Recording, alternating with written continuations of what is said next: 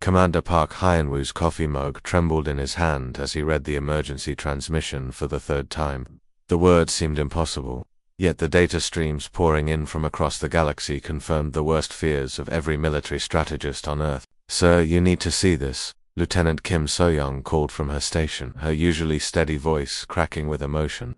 The holographic display flickered to life, showing grainy footage from the Kepler 442 system. What they saw made hardened soldiers gasp in horror. Massive organic ships, like twisted cathedrals of bone and flesh, swarmed around the beautiful blue-green world of Zeph. These weren't the elegant vessels of the Galactic Council or the sleek fighters humanity had grown accustomed to. These were something else entirely, living nightmares that pulsed with malevolent purpose. "The Void Swarm," whispered Commander Park, recognizing the creatures from classified intelligence reports. "I thought they were extinct." "So did everyone else," Kim So-young replied, her fingers dancing across her console as more data flooded in. "But they're very much alive, and they're doing exactly what the ancient records said they would do." The footage showed Zephyrian cities being systematically dismantled, their inhabitants herded into massive bioprocessing facilities that had sprouted like cancerous growths across the planet's surface. The gentle, blue-skinned Zephyrians, humanity's first true friends among the stars, were being harvested like crops. 3 years ago, when Earth's first faster-than-light ship had limped into Zephyrian space with a failing reactor, the aliens could have easily destroyed the primitive human vessel. Instead, they had welcomed the strange bipedal creatures with open arms. Other galactic species had warned the Zephyrians about the Deathworlders from Terra, calling humans unpredictable and dangerous. The Zephyrians had laughed off those warnings, finding humans to be surprisingly gentle and curious. They had shared their biotechnology freely, teaching humans how to grow living computers and self-repairing hull materials. In return, humans had shared their art, music, and stories. Commander Park still remembered the day Elder Zephyrian Kolthara had wept tears of joy while listening to Mozart's Requiem, saying it was the most beautiful thing he had ever experienced. Now that same gentle being was probably dead, consumed by the Void Swarm's endless hunger. "Sir, we're getting more transmissions," Kim So-young announced, her voice barely above a whisper. "The Zephyrians, they're specifically asking for us. They're calling for the humans to help them." The bridge fell silent except for the hum of electronics and the distant sound of Earth's orbital traffic. Every person present understood the magnitude of what they were hearing. The Galactic Council had strict protocols about involving primitive species in interstellar conflicts. Humanity wasn't supposed to have the authority or capability to respond to such a crisis. But the Zephyrians weren't asking for the Council's help, they were asking for humanity's. Admiral Lee Dongmin strode onto the bridge, his uniform crisp despite being roused from sleep just minutes earlier. The man who had led humanity's first diplomatic mission to the stars now faced the possibility of leading them into their first interstellar war. "Status report," he demanded, his eyes already scanning the tactical displays that showed the true scope of the disaster unfolding light years away. "The Void Swarm has deployed over 1,000 bioships," Commander Park reported. "They've established a complete blockade around Zephyria. Our long-range sensors estimate they're processing approximately 10,000 Zephyrians per hour." Admiral Lee's jaw tightened. The mathematics were simple and horrifying. At that rate, the entire Zephyrian population would be extinct within weeks. "What about the Galactic Council's response?" he asked. "Their nearest fleet is 3 weeks away," Kim So-young answered. "They're following standard protocols, establishing committee meetings, requesting permission from various governing bodies, ensuring proper paperwork is filed." 3 weeks, Admiral Lee repeated, his voice deadly quiet. "In 3 weeks, there won't be any Zephyrians left to save." He moved to the fleet communication console, his fingers hovering over the activation switch. Every person on the bridge knew what that moment meant. If he pressed that button, humanity would be committing itself to a war against an enemy that had consumed dozens of civilizations. They would be violating every treaty they had signed with the Galactic Council. They would be proving every species right that had called humans dangerous and unpredictable. But they would also be saving their friends. Admiral Lee pressed the button. "All ships. This is Admiral Lee Dongmin. Emergency Protocol 7 is now in effect. The Zephyrians need us, and we don't abandon our friends. All vessels are to prepare for immediate combat deployment. This is not a drill." Across the solar system, the response was immediate and overwhelming. Military bases on Luna began launching fighters. The orbital shipyards around Mars released their newest destroyers. Mining vessels in the asteroid belt reported ready for conversion to support roles. Even the luxury cruise ship Serenity volunteered to serve as a hospital ship. Within an hour, humanity's entire deep space fleet, 247 vessels of every size and class, was accelerating toward the outer system at maximum burn. The sight was unprecedented in galactic history. No species had ever mobilized their entire military force so quickly or with such unified purpose. The Galactic Council's emergency monitoring station detected the massive fleet movement and immediately opened communications with Earth. The alien representative's voice carried the typical bureaucratic tone of someone who had never faced a real crisis. "Admiral Lee, this is Counselor Vexter of the Galactic Regulatory Commission. Your species lacks the proper authority to deploy military assets in response to this situation. Please recall your vessels immediately and await proper Council authorization." Admiral Lee looked round his bridge at the faces of his crew. These were humans who had grown up on stories of the Zephyrians' kindness, who had benefited from their gifts, who considered them not just allies but genuine friends. The choice was simple. "Counselor Vexter," he replied, his voice carrying across the communication channel for every species in the galaxy to hear, "Save your regulations for someone who cares. We have people to save, and we're going to save them. Stay out of our way." The transmission ended, leaving the bridge in tense silence. Commander Park looked at his admiral with a mixture of pride and concern. "Sir, we're about to make some very powerful enemies," he said quietly. Admiral Lee nodded, watching the stars ahead where his fleet was already pushing beyond safe acceleration limits. "Maybe, but we're also about to remind the galaxy what it means to be human. And sometimes, Commander, that's exactly what the universe needs." Captain Choi Minho gripped the armrests of his command chair as the destroyer Thunderstrike shuddered under the strain of maximum acceleration. The stars outside had become brilliant streaks of light, creating a tunnel effect that would have been beautiful under different circumstances. Right now, all he could think about were the gentle blue faces of the Zephyrians who had welcomed humanity into the galaxy with such warmth.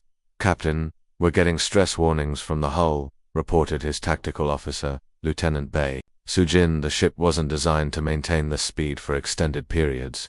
"Tell the ship to hold together," Minho replied grimly. "We're not slowing down."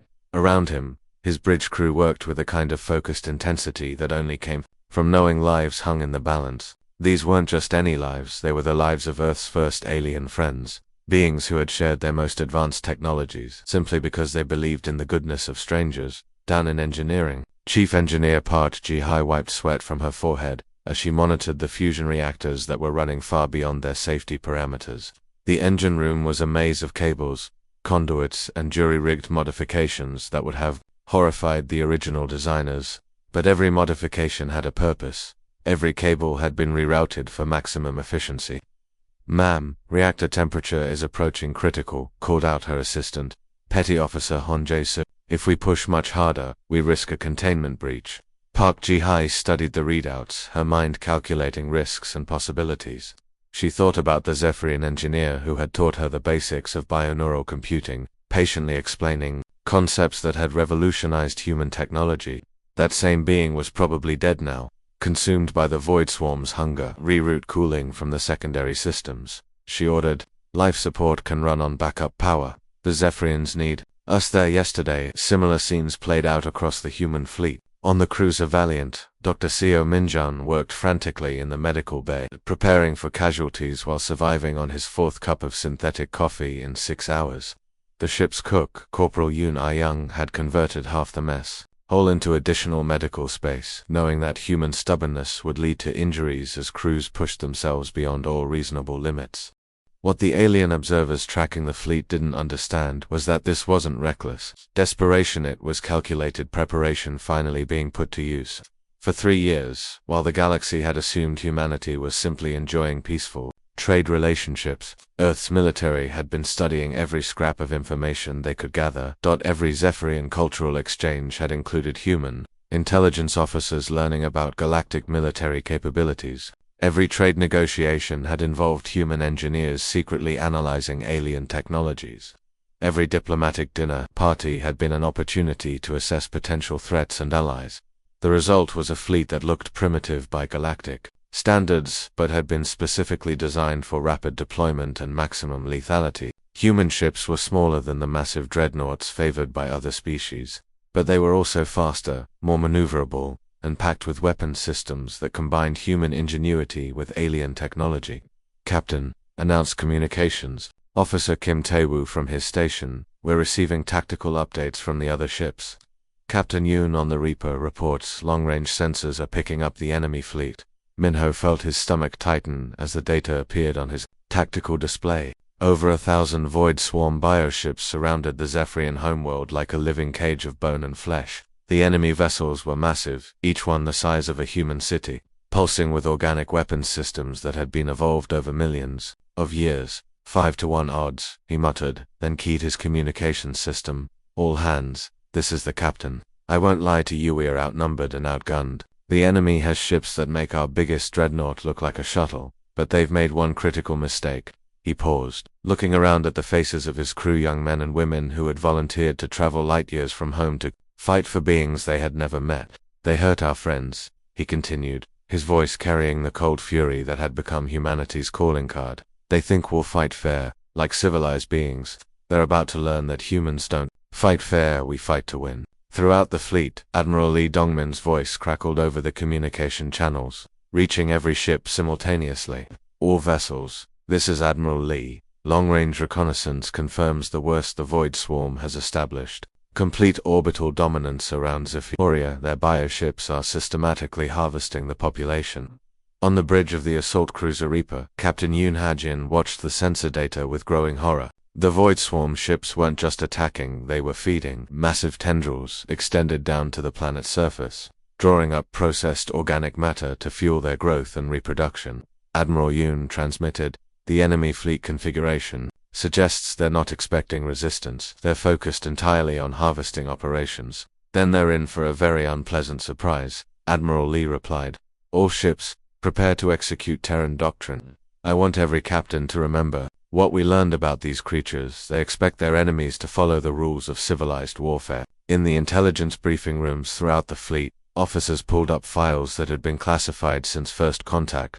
The Void Swarm was ancient, having consumed dozens of civilizations over the millennia, but every species they had encountered had followed similar patterns: formal battle lines, honorable combat, attempts at negotiation. Humans had studied those failures and designed their doctrine around a simple principle: there was no honor in genocide, and no rules when protecting the innocent. "Weapons systems online," reported Lieutenant Bae Sujin.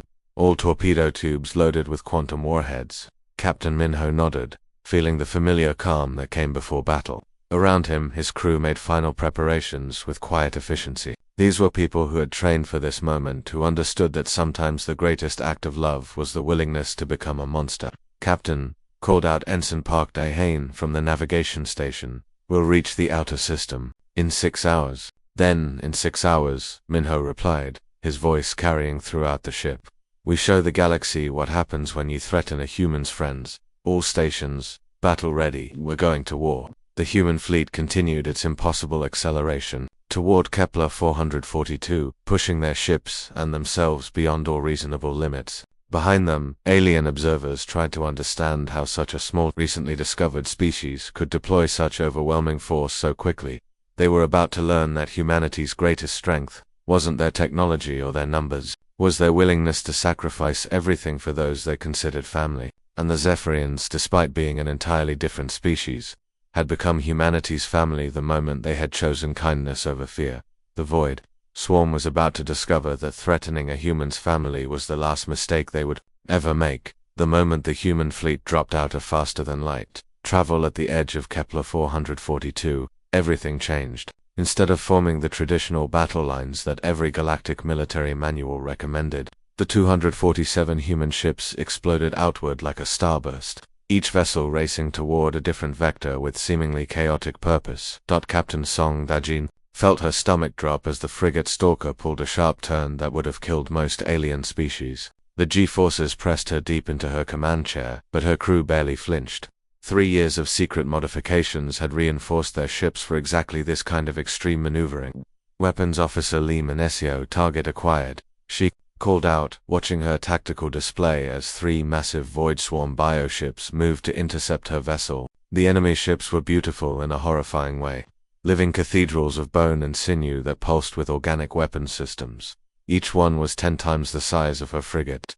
"Ma'am, they're expecting us to engage in open space," reported her navigator, Ensign Park Sung-ho. "Should we maintain course?" Song, the Jin smiled with the kind of expression that had earned humans their reputation as Deathworlders. "Absolutely not. Take us into the asteroid belt.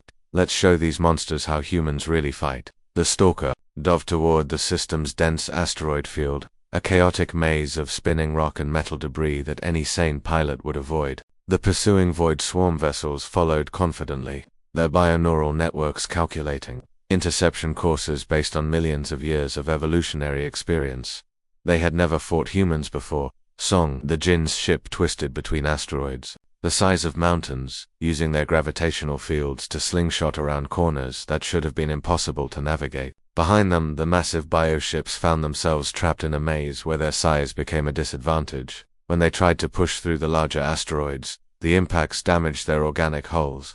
When they tried to go around, the humans were already gone. "Torpedoes away," announced Lee Manesio as the Stalker popped out from behind a spinning chunk of iron ore. The quantum warhead struck the leading bioship's exposed flank, tearing through living tissue that screamed across subspace frequencies.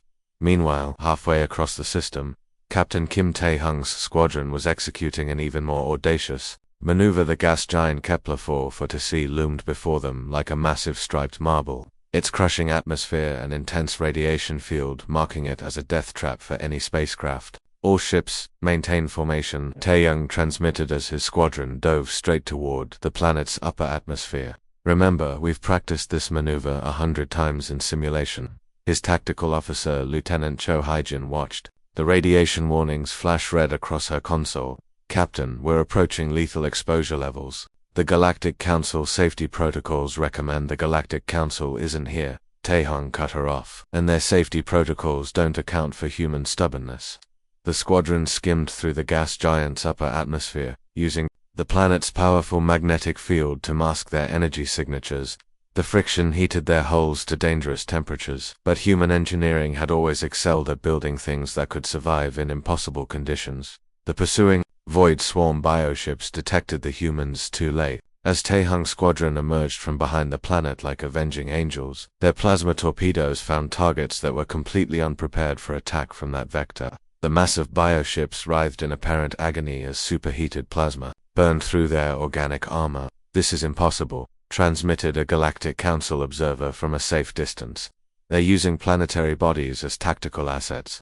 The radiation alone should have killed them." Admiral Lee Dongmin heard the transmission from the bridge of his flagship Indomitable and allowed himself a grim smile. Around him, his bridge crew coordinated attacks across the entire system with the kind of split-second timing that came from years of intensive training. "Observer Kethrel," he replied to the council representative, "welcome to human warfare. We don't just fight our enemies, we make the universe itself fight them." The battle that followed defied every principle of civilized galactic combat. Human ships used moons as shields, diving behind them to avoid enemy fire before emerging to launch devastating surprise attacks. They coordinated maneuvers across light minutes of space, timing their strikes so that enemy reinforcements arrived just in time to be caught in crossfires. On the destroyer Lightning, Captain Jang In-ho led his ship through the rings of the system's ice giant, using the frozen debris as both cover and ammunition. His crew had modified the ship's mining lasers to superheat chunks of ice, turning them into high-velocity projectiles that struck enemy bioships with devastating effect. "Engineering reports were running low on conventional torpedoes," announced his weapons officer, Lieutenant Commander Shin Era. "Then we get creative," Jang replied. "Emergency Maneuver Alpha 7, we're going to ram that hive ship." The Lightning accelerated toward a massive void swarm vessel that was coordinating attacks against human forces. At the last moment, Jang triggered the ship's emergency systems, ejecting the entire crew in armored escape pods while the unmanned destroyer continued its suicide run. The explosion lit up the system like a second sun as the Lightning's fusion reactor went critical. Inside the enemy vessel, the bioship's death screams could be heard across subspace frequencies as it split apart, taking 3 smaller vessels with it in the cascade of destruction. But the most shocking moment came when the destroyer Vengeance found itself surrounded by 6 enemy vessels after a daring attack run went wrong. Captain Shin Bo-young assessed the situation with the cold calculation that made humans so dangerous. "All hands, abandon ship." she ordered. Set autopilot for collision course with the primary hive vessel. Captain, we can still fight our way out, protested her first officer.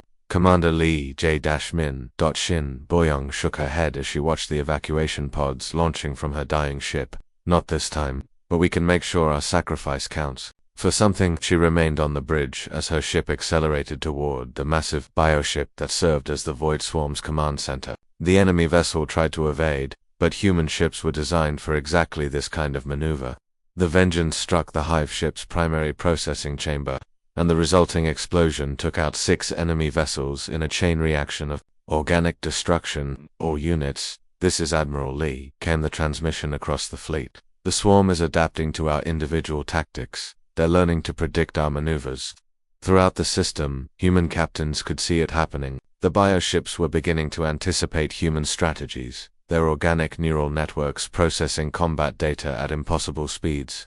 What had been devastating surprise attacks were becoming costly engagements as the enemy adapted. Time to escalate, Admiral Lee continued, his voice carrying the cold determination that had made him Earth's first interstellar admiral. All ships, prepare for Phase 2 operations. We're going to show these monsters what Deathworlders really are when we stop playing games. Captain Song Da-jin felt a chill run down her spine as she received the Phase 2 authorization codes. These were tactics that Earth's military had developed but never tested, strategies so ruthless that they had been classified beyond top secret. Ma'am asked her weapons officer, "Are we really going to?" "Yes," Song Da-jin replied, watching as similar conversations played out across the human fleet. "We're going to do whatever it takes to save our friends, even if it makes us monsters." The Void Swarm had consumed dozens of civilizations by overwhelming them with superior numbers and adaptive tactics, but they had never encountered a species that was willing to sacrifice everything, including their own humanity, to protect those they loved. They were about to learn why the galaxy feared Deathworlders. Admiral Lee Dongman stood on the bridge of the Indomitable, watching the tactical display that showed the true horror of their situation. Despite the human fleet's devastating surprise attacks, the Void Swarm still had over 800 bioships remaining. Worse, their organic, neural networks were learning from each encounter, adapting their tactics with frightening speed. Admiral reported his intelligence officer, Commander Nam Ruon. Sensor data indicates the swarm has accelerated their harvesting operations. They're processing Zephyrians at triple the previous rate. The news hit the bridge crew like a physical blow through the main view screen. They could see the beautiful blue-green world of Zephyria surrounded by a nightmare of organic vessels. Massive tendrils extended down to the planet's surface, drawing up processed biomatter to fuel the swarm's growth and reproduction. Lieutenant Commander Yu Subin, the fleet's tactical officer, looked up from her console with barely contained emotion. "Sir, at this rate, we'll lose another 2 million Zephyrians before we can break through their defensive lines using conventional tactics." Admiral Lee closed his eyes for a moment, thinking of Elder Kolthara and the other gentle beings who had welcomed humanity with such trust and kindness. When he opened them again, his expression had changed to something that made even his own officers step back. Colonel Jang Min-kyung, he transmitted to the fleet's Special Operations Commander, "Initiate Protocol Omega." The bridge fell into stunned silence. Protocol Omega was a theoretical strategy that had been developed during Earth's darkest planning sessions, contingencies for scenarios so desperate that conventional morality had to be abandoned. It had never been tested, never been discussed outside the highest security clearances. Even Colonel Jang Min-kyung, a veteran of Earth's most classified operations, hesitated before responding. "Admiral, requesting confirmation. Protocol Omega involves destabilizing the system's binary stars using coordinated gravity manipulation. The gravitational cascade will destroy everything within 12 light." "Confirmed," Admiral Lee replied, his voice carrying the weight of a decision that would be remembered for millennia. "Begin preparations immediately." Lieutenant Commander Yu Subin's hands trembled as she pulled up the protocol Omega specifications on her tactical display. "Sir, this will kill every living thing in the system. The Zephyrians, the swarm, us, everything." Admiral Lee turned to face his bridge crew, seeing the mix of horror and understanding in their eyes. These were people who had signed up to protect humanity and its allies, but they had never imagined being asked to commit genocide on such a cosmic scale. "The Void Swarm reproduces by consuming other species," he explained, his voice steady despite the magnitude of what he was proposing. "Every bioship in that fleet is pregnant with thousands of offspring. If they escape this system, they'll spread across the galaxy like a plague. Sometimes, saving innocent lives requires becoming the monster throughout the fleet. Similar conversations were taking place as the Protocol Omega authorization codes reached every ship. Captain Kim Woojin aboard the heavy cruiser Titan stared at his orders with disbelief. Engineering, this is the captain, he transmitted to his chief engineer, Commander Park Min-young. I need you to begin modifications to our gravity manipulation systems. We're going to use them to destabilize a star. The silence on the communication channel lasted several heartbeats before Park Min-young responded, Sir, that's impossible. Our gravity manipulators are designed for navigation and tactical maneuvering, not stellar engineering. Make it possible. Kim Woojin replied, We have 6 hours to turn this fleet into the most destructive weapon in galactic history. Across the human fleet, engineers and scientists worked with desperate efficiency to implement modifications that violated every safety protocol ever written. They rerouted power from life support systems, jury-rigged connections between unrelated systems, and pushed their equipment far beyond design specifications. The plan was brilliant in its simplicity and horrifying in its scope. The Kepler 442 system was a binary star system with 2 massive suns locked in a gravitational dance that had remained stable for billions of years. By using coordinated gravity manipulation from multiple ships, the human fleet could destabilize that delicate balance. The resulting gravitational cascade would cause the 2 stars to spiral into each other, creating a stellar collision that would sterilize everything within 12 light hours of the system. No bioship would survive. No void swarm offspring would escape to threaten other worlds. But it also meant that any Zephyrians still alive on the planet's surface had exactly 6 hours to be evacuated, or they would die along with their destroyers. Captain Oh-sung, Admiral Lee transmitted to the commander of the evacuation squadron, You are authorized to use any means necessary to reach the planet's surface. The survival of the Zephyrian species depends on the next 6 hours. Captain Oh-sung-min looked around the bridge of his assault transport Mercy 1 at the faces of his crew. These were people who had volunteered for the most dangerous mission in human history, flying unarmed transports through a war zone to rescue aliens they had never met. All ships, this is Mercy 1, he transmitted to his squadron. We're going in. Remember, every second counts. We're not just saving individual Zephyrians, we're saving their entire civilization. The evacuation squadron dove toward the planet, their ships modified with every defensive system the human fleet could spare. Behind them, escort fighters engaged void swarm bioships in desperate running battles, buying precious time for the transports to reach the surface. Major Kong Hyo-jin led the ground operations, her assault shuttles landing in the middle of processing facilities that looked like organic nightmares. The gentle blue-skinned beings who had once welcomed humans with curiosity now looked at their rescuers with desperate hope. This way, everyone this way, she shouted in the Zephyrian language, herding survivors toward the evacuation shuttles. Around them, the sounds of battle echoed as human marines fought desperate rearguard actions against Void Swarm bio-drones. The rescue operation was a nightmare of precision flying and desperate courage. Human pilots pushed their ships through atmospheric conditions that should have been impossible, diving between the massive organic tendrils that the swarm used to harvest their victims. When one transport was damaged by biofighter attacks, its pilot, Lieutenant Seo Haewon, managed to crash land near a refugee center and load Zephyrian families into her escape pods. Mercy 1, this is Ground Team, Alpha, transmitted Major Kong over the growing interference caused by the stellar destabilization. We've got visual on Elder Thara. He's alive, but he's refusing to evacuate without the cultural archives. Captain Oh-sung-min felt his heart clench. The Zephyrian cultural archives contain millions of years of history, art, and scientific knowledge, the accumulated wisdom of an entire civilization. But they were stored in a facility that was surrounded by void swarm processing plants. All units, this is Mercy 1, he transmitted. We're going after the archives.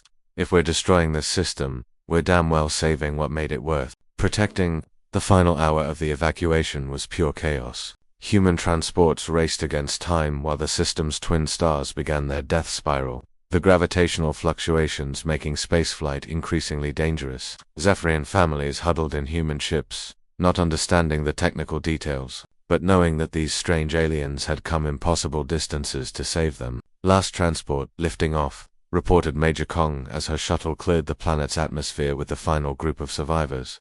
All surviving Zephyrians are aboard our vessels.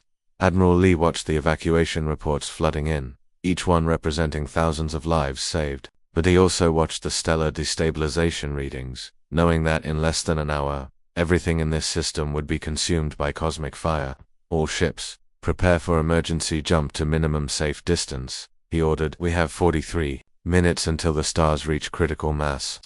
As the human fleet began its desperate retreat, carrying the last survivors of Zephyrian civilization, Admiral Lee made one final transmission to the Galactic Council observers who had watched the entire battle in stunned silence. "This is what happens when you threaten our friends," he said simply. "Remember that, because we will." The Kepler 442 system died in a blaze of stellar fire that could be seen from dozens of light-years away, taking with it the most dangerous void swarm infestation in galactic history. But it also marked the moment when the galaxy realized that humanity was no longer just another species to be catalogued and contained. They were the new apex predators, and they protected their own. The death of the Kepler 442 system was visible across half the galaxy. Two massive stars, locked in their ancient dance for billions of years, had been forced into a catastrophic collision that released more energy than most civilizations could comprehend. The shockwave rippled through subspace, reaching monitoring stations on dozens of worlds with a message that would change the galaxy forever. Humanity had just committed stellar genocide to save their friends. Admiral Lee Dongmin stood on the observation deck of the Indomitable, watching the rescued Zephyrian families through the reinforced view. Children who had been playing in biotech gardens just days ago now huddled close to their parents, their large blue eyes reflecting trauma that would take generations to heal. But they were alive, and that was what mattered. Final casualty report. Admiral reported Commander Park Hyanwoo, his voice heavy with exhaustion. 41 ships lost, 14,732 crew members confirmed dead. But we evacuated 43,200,000 Zephyrians. The numbers felt surreal. In 6 hours, humanity had saved an entire civilization, while simultaneously proving they were capable of destroying star systems. The galaxy would never look at humans the same way again. Admiral Lee, came a transmission from the lead Galactic Council vessel that had maintained a safe distance throughout the battle. The voice belonged to High Counselor Vextha, whose species had ruled galactic politics for over 3,000 years. Your actions have violated every treaty, every law of civilized warfare. You destroyed an entire star system without authorization. Admiral Lee activated his communication system, knowing that his response would be recorded and transmitted to every major civilization in the galaxy. High Counselor, we saved 43 million innocent lives and eliminated a threat that your council was too afraid to face. If that makes us monsters in your eyes, then we'll be monsters. The silence that followed stretched across light. Finally Vextha responded, his voice shaking with something between fear and awe. The Council demands immediate explanation of your military capabilities. How did a primitive species develop the technology to destabilize a binary star system? We're not primitive, Admiral Lee replied coldly. We're survivors. And survivors learn to use whatever tools are necessary to protect what matters. 3 weeks later, the emergency session of the Galactic Council convened on the neutral world of Kethra. The chamber that normally hosted debates about trade regulations and territorial disputes now faced a crisis that threatened the very foundation of galactic civilization. Representatives from over 200 species gathered to address what the media had dubbed the human question. The testimony began with intelligence reports that shocked even the most experienced diplomats. For 3 years, while the galaxy had assumed humanity was enjoying peaceful trade relationships, Earth's military had been conducting the most comprehensive espionage operation in galactic history. Every cultural exchange included intelligence officers, reported Counselor Zethmar of the Ketharan Intelligence Service. Every trade negotiation involved human engineers analyzing our technologies. Every diplomatic reception was an opportunity for them to assess our military capabilities. The revelation that humanity had been preparing for war from the moment they achieved faster than light travel sent shockwaves through the chamber. Species that had welcomed human diplomats now realized they had been hosting military analysts. Trade agreements that had seemed beneficial now appeared to be strategic acquisitions of alien technology. But the most powerful testimony came from an unexpected source. Elder Zephyrian Kolthara, the ancient being who had first welcomed humans into galactic society, stood before the council with the dignity of someone who had survived genocide. Honored representatives, he began, his voice carrying the weight of 43 million saved lives. You speak of the humans as if they are a threat to be contained. You fear their military capabilities, their willingness to destroy entire star systems, but you forget the most important fact of all. The chamber fell silent as the elderly Zephyrian continued.